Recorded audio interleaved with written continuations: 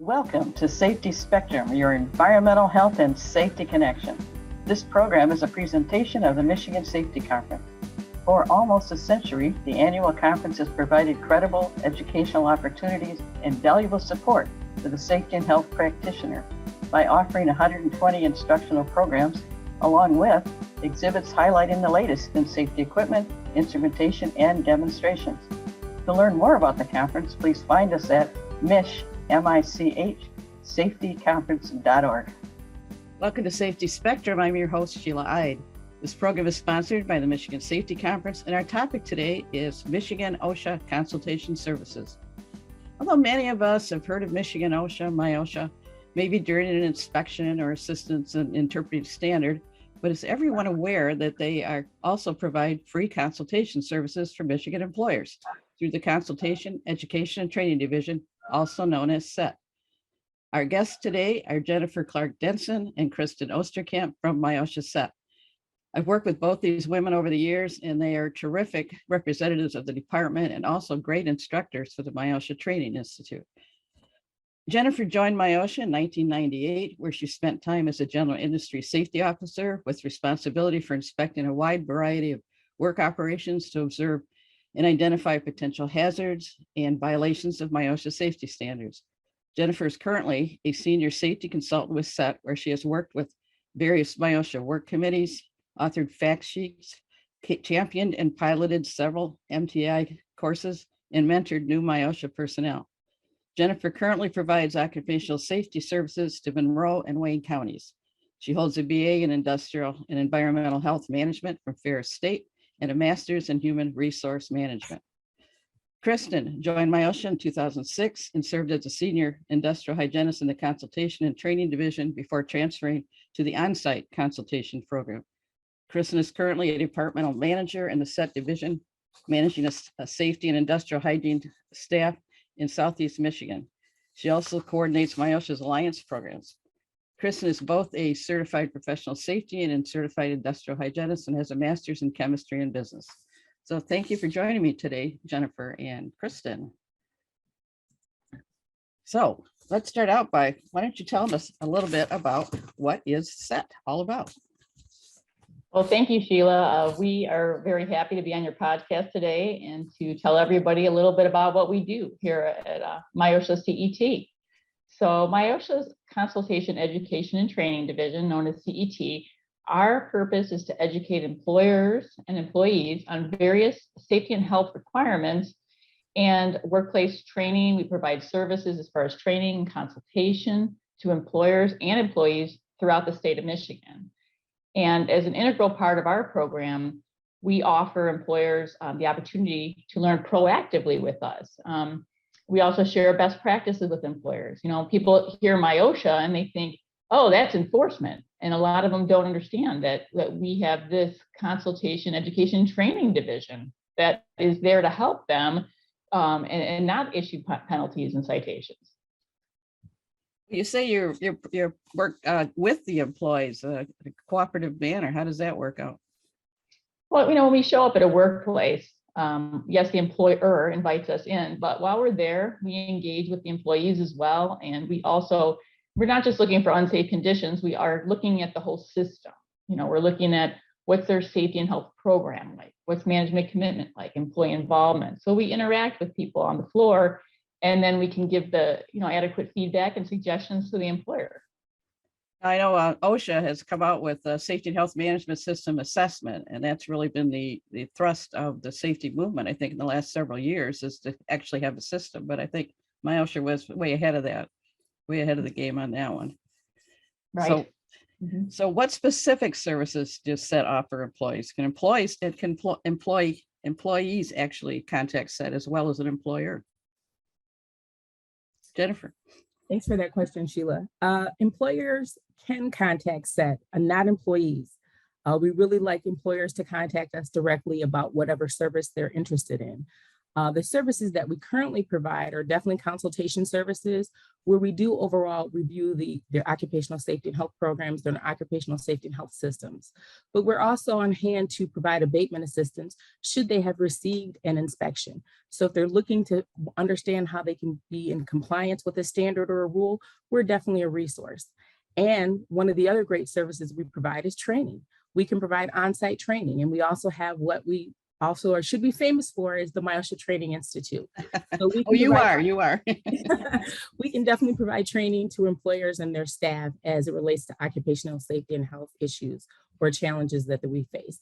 And as Kristin said, our job is not just to find hazards, but our job is to also uplift the employer and to highlight what they're doing well at, because there are some great employers out there who are doing the right things and uplifting safety and health in the workplace, and they should be recognized for those efforts. You know, that's so true, because often what we do is unheralded and you don't get a pat on the back for the accident that did not happen. So it's great that MIOSHA feels that it's important to build up the people that are actually doing this kind of work, and you as well. So, you know, we talk about on-site and traditional. How can you explain the difference with that? I take that one. Basically, as far as the similarities, all of the consultants, whether they're traditional or on-site, they're going to show up at your facility. They're going to review your injury and illness data, discuss the required written programs, conduct a site walk around, discuss your safety and health program elements that we were talking about, and how to make improvements, things of that nature. They'll all provide sample written programs if you need them, and handouts, as well as copies of rules. All of them, when we do a hazard survey at an employer's location, we'll leave behind what we call a notification of hazard survey form. And that's there so that an employer, if they did receive a random inspection from enforcement, they could show that form and say, we're working with CET. And then enforcement knows that, you know, they'll kind of back out and let us finish our activity before they do the random inspection. Now, of course, that form doesn't apply if it's an accident, a fatality, or something like that, but this is more the random ones.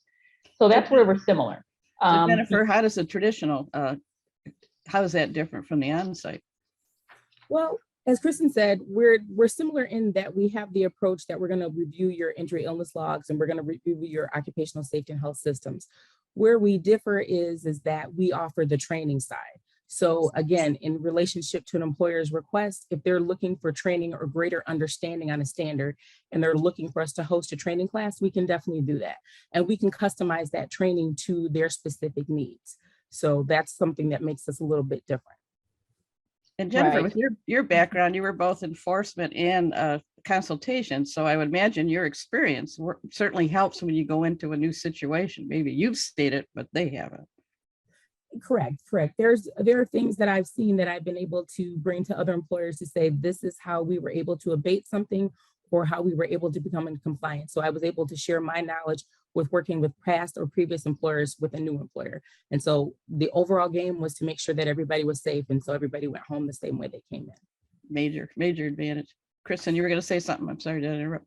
Yeah, no, I started off with saying what we have in common between the traditional and the on-site, and then just what makes the on-site program a little bit different is it is a cooperative agreement. There's no penalties or citations, but the employer does have to agree to correct all the serious hazards identified. If there's anything imminently dangerous, of course, they'd address that as well. And then they provide verification that the hazards have been corrected within a reasonable time frame. Also, the on-site program facilitates our MSHARP program, which is one of those recognition programs that we have for small to medium-sized employers. We also conduct, and on the on-site side of the house, full shift air monitoring and noise monitoring. There's no cost associated with those services as well. Gosh, back in the day, I mean, a million years ago, dinosaur times, my time, I would go and borrow equipment from it was from the lab. I assume it was part of MIOSHA. I mean, it was part of MIOSHA, but I would do the testing and then return the instruments, and they would do the lab analysis. So I only used it basically as is there a problem here or not? I knew it wasn't going to be as comprehensive as what you could do or industrial hygienists could do, but I always felt that was very, very good that I could borrow equipment from MIOSHA and use it myself as an employer. So that was a great advantage, I think.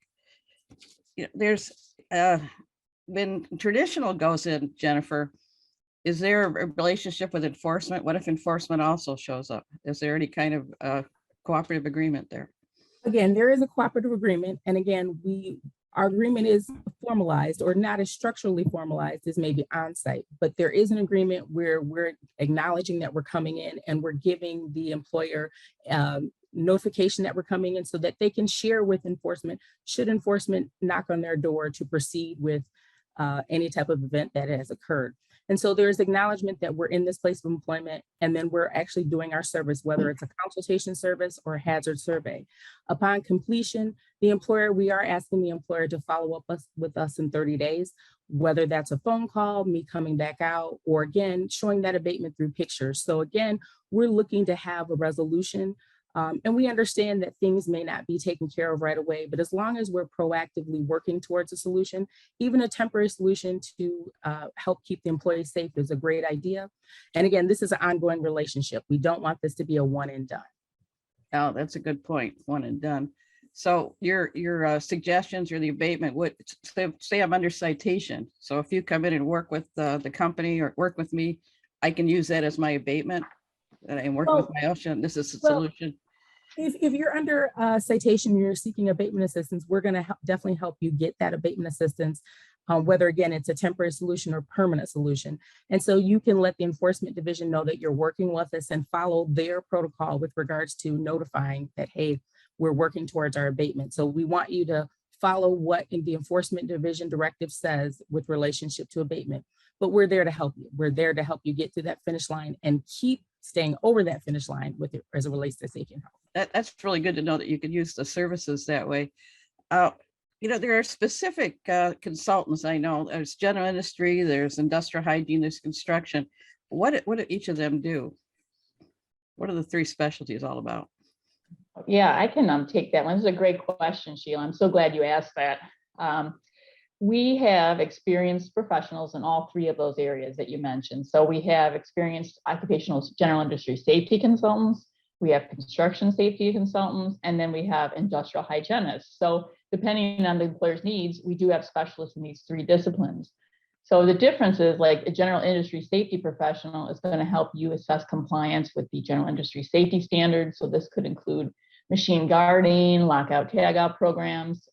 Construction safety consultants are going to help you with construction safety standards. So that might be on performing training on like the Focus 4 training topics, such as falls, caught in between hazards, struck by hazards, electrical hazards. And then the best question is, what is an industrial hygienist? That nobody knows what that is. It's a very washing your hands, isn't it? Washing your hands. I think that. Yeah, and that's my background. Most of my professional experience has been as an industrial hygienist, and it's a health consultant, so a workplace health consultant.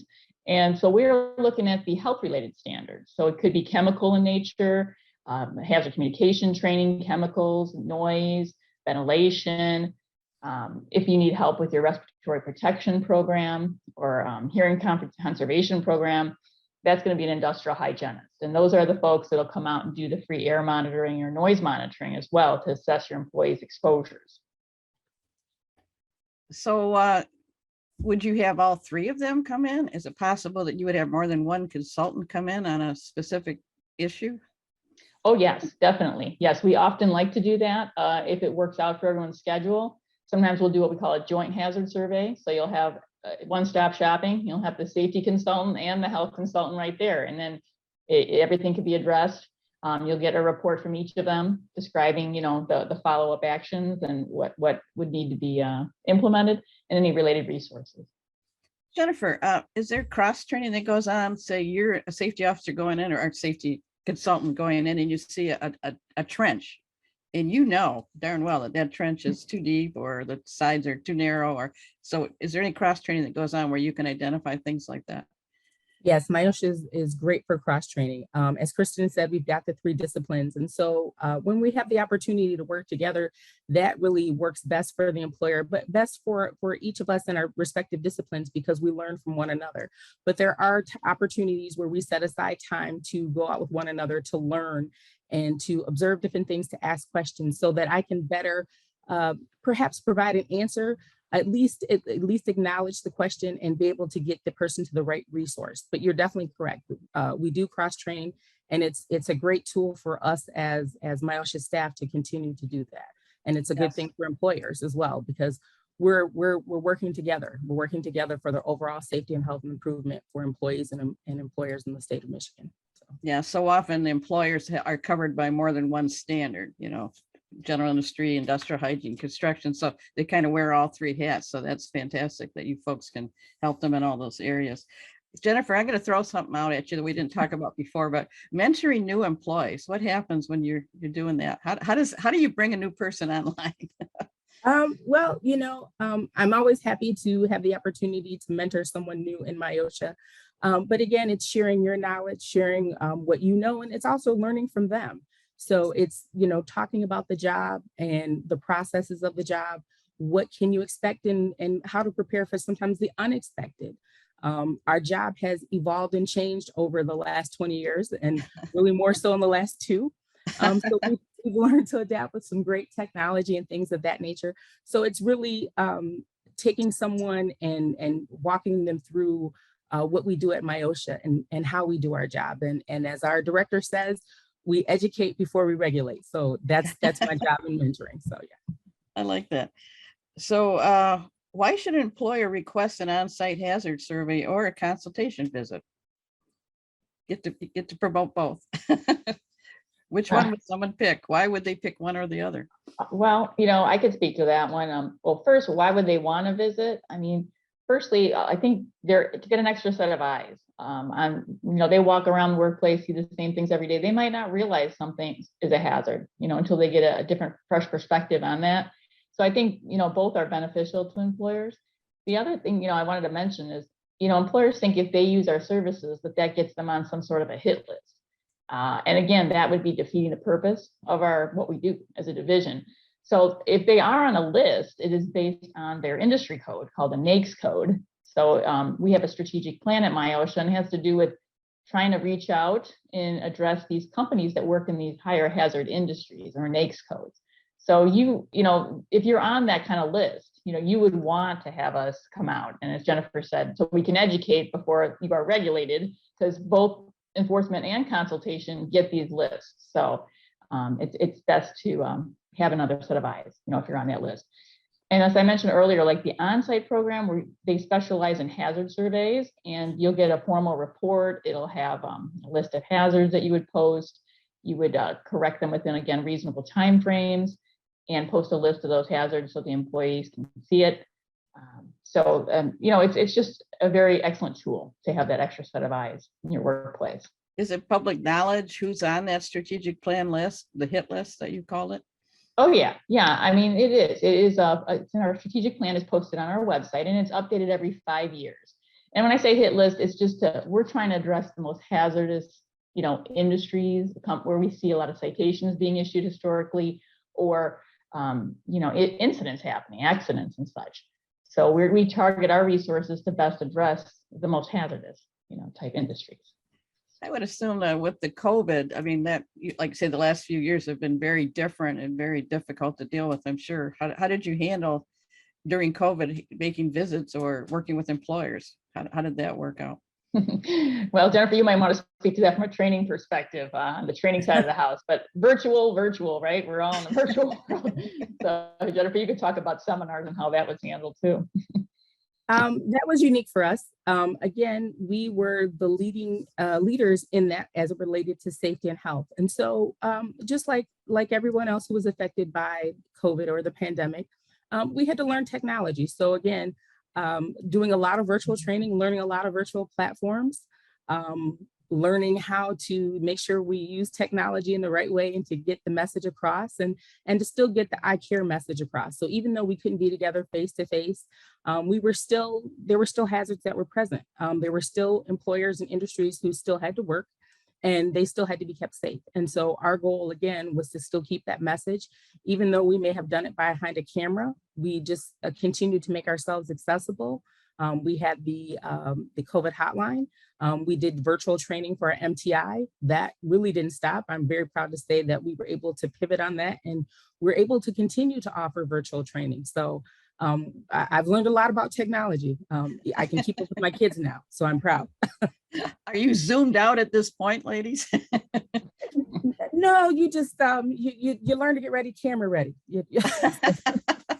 Awesome.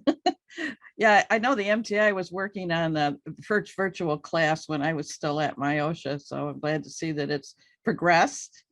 And how are the students taking that? How does that come across to them? Are they happy with it? What kind of feedback do you get? The students love it. The students actually love it. Believe it or not, we're able to offer more classes and a greater span more often. There's less travel for the students. So, we've seen an increase in enrollment. Our feedback has been exponential. It's been through the roof. They've been very happy and pleased by the fact that they're able to still be with their families, but still click on a link to get the information, and we're right there to ask questions. So it's been interesting for us to do this. We've had to train or teach ourselves again that what I'm looking for, I'm giving it to you in a camera. So I'm not physically in the room, but I'm there with you. So feel free to ask questions and things of that nature. So again, technology, we've been able to utilize it and hopefully help command it and move forward in health and safety. So the seminars, you're actually present during the video. We So are. it's live. You're doing it live then? Yes, we are. We actually have the opportunity to have two instructors with us. So someone's monitoring chat and someone's engaging. And so like anytime you're training, you want to switch presenters, switch perspectives and things of that nature. So the ability for us to have two presenters or facilitators that are training has been very helpful and a continued practice that we love because again, it gives different perspectives. I may get tired and people may get tired of hearing me talk. So we switch and my colleagues are great. So yeah. I think one of the great things about MIOSHA when I was there is the variety of businesses that you get to go into and, the industries that you get to talk to and the construction sites. And I found that just fascinating and everybody kind of has the same thing in mind, trying to keep people safe, trying to do it the best way, listening to employees, which I think MIOSHA does a very good job of. So what other kind of takeaways, what other kind of things do you do that you want to talk about? Well, if you'd like, Sheila, we'd be happy. I could share a success story of a company that we work with. That would be great. Yeah, there's this company that invited us in to do some hazard surveys, and we did. And we also did some air monitoring for them. And it turned out they were using this degreasing solvent called 1-bromopropane. And we did air monitoring. It turned out the results indicated that they did not exceed a regulatory limit. However, they did exceed the voluntary, what we call ACGIH threshold limit value limit, which is based on science. So it's the recommended limit that people not be overexposed to. So once the employer found out, oh, I didn't realize that we exceeded this limit, they immediately looked into a substitute and they substituted it with a less hazardous chemical. And by doing that, they were able to still, do the degreasing in a safe manner. And they did not need to have the employees wear respirators as a result of that, because they switched it to a less hazardous chemical. And so that is one thing the employer did. Another thing they did is they used to do lead soldering. They switched to lead-free soldering over the years. And so we went on to work with this employer, and they went on to receive several MIOSHA recognition awards. So they've really just every year after year gotten better with their safety program. And as Jennifer, I think, said, is we aren't there just to do one visit and we're done. We'd like to have that ongoing relationship with employers so we can help you as you progress. You talked a little bit about the MSHARP program. What's the NBPP program? Jennifer, do you get involved in you get on a team for that? Yes. The NBPP is our Michigan Voluntary Protection Program. It's one of the highest safety awards, or the highest safety award that we at Michigan OSHA can provide an employer. And so again, we're looking at your safety and health system. We don't expect you to be perfect, but it's really how you respond within your system that we're looking at. We have a team of individuals, but again, safety and health will come on site and we spend about a week with you. Oh, wow. We're there at all of your operational times throughout your shifts, your different shifts, and we're interviewing employees, we're looking at the system, and we're again seeing how you respond. There's a lengthy process to be invited to apply, basically. There is an application process that you have to go through, and there's a vetting process. And so I'm happy to say that that's a very and high demand program with us as MIOSHA. Again, patting people on the back is always a good thing. Yeah. Kristin, it says that you have the alliance programs under your purview. What are those involved with?